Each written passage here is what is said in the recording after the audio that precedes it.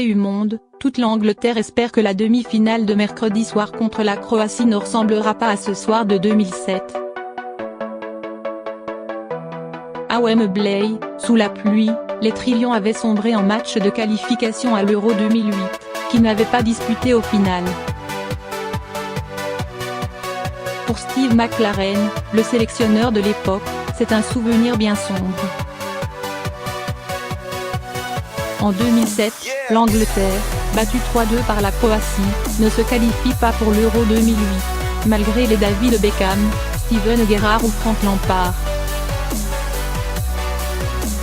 L'image du coach Steve McClaren, impuissant sous son parapluie, passe à la postérité avec cette légende de tabloïd, voit Lewis The Broly l'abruti au parapluie.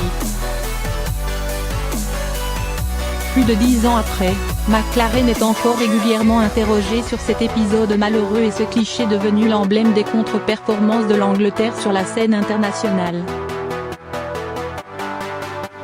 Même avec d'autres sélectionneurs, comme la sortie au premier tour du Mondial 2014 ou l'élimination face à l'Islande de l'Euro 2016. Il y avait ce parapluie de la FA, Fédération anglaise, au sol donc je me suis dit je vais l'utiliser, montrer que je soutiens la FA et rester au sec, a-t-il expliqué au magazine spécialisé Foot en début d'année.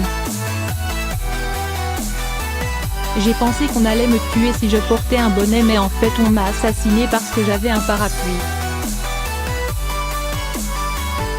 Plus tard, j'ai entraîné aux Pays-Bas, à Twente, note de la rédaction, et au stade d'Héracle il n'y a pas d'abri pour le staff et les remplaçants, il y a juste des bancs.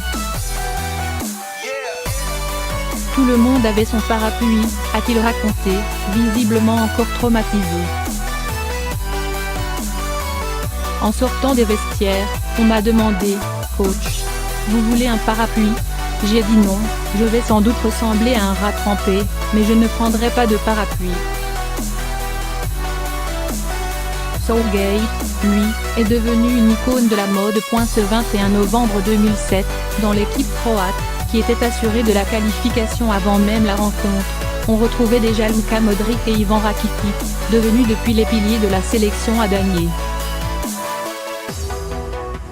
A l'inverse, aucun joueur anglais présent lors de cette maudite nuit de Wembley n'a été inclus dans le groupe pour la Russie. Il ne bénéficie pas de la même hype que Beckham, mais les joueurs des trois lions actuels ont réussi, eux, à conquérir les cœurs des supporters avec des résultats. Alors que les différents sélectionneurs qui se sont succédés étaient souvent moqués, Gareth Southgate est lui devenu une icône de la mode. Le costume 3 pièces qu'il revêt à chaque match a fait s'envoler les ventes de vestons en Angleterre. Marks & Spencer, couturière officielle de l'équipe, a même fait de la journée de samedi, jour où l'Angleterre a tranquillement éliminé la Suède 2-0 en quart de finale, la journée nationale du veston en hommage à l'ancien joueur de 47 ans. Ces décisions sportives ont également été couronnées de réussite. Ses choix de sélectionner un groupe rajeuni, d'opter pour une défense à 3 et de titulariser Jordan Pickford dans les buts malgré son manque d'expérience ont porté leurs fruits. Pickford a réalisé 3 arrêts magistraux contre la Suède après s'être illustré lors de la séance de tir au but contre la Colombie en 8e de finale. A contrario, quand McClaren avait lancé Scott Carson pour ses débuts internationaux contre la Croatie, sa boulette en début de match avait permis à Niko Kranjčar d'ouvrir le score et le pauvre portier n'a plus jamais rejoué pour l'Angleterre. Revigorés par le sang frais injecté, les Anglais compensent aujourd'hui en intrépidité ce qui leur manque en expérience.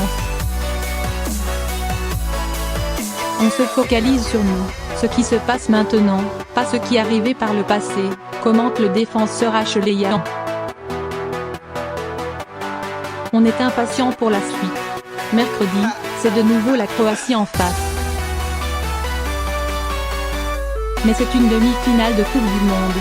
On crée notre propre histoire, insiste Young.